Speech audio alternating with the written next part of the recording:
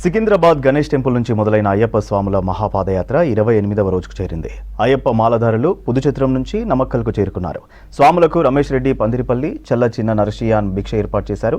భిక్ష స్వీకరించిన స్వాములు ఇవాళ రాత్రి 13 పాలయంలో బస చేయనున్నారు.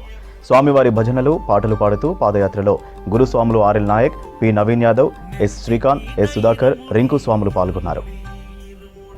నెత్తి మీద ఇరుముడి, గుండె నిండాల జడి, అడుగడుగున నోట స్వామి శరణఘోష శరణఘోష.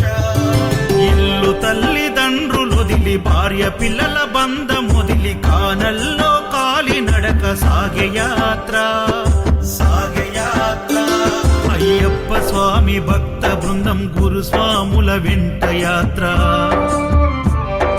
కన్నె కత్తి గంట గదా పెరు స్వాముల జంట యాత్ర. మునుపెన్నడూ చూడనిది దివ్య యాత్ర. వేణుగోపాలు సుశీల్ గురు స్వామి చూపిన యాత్ర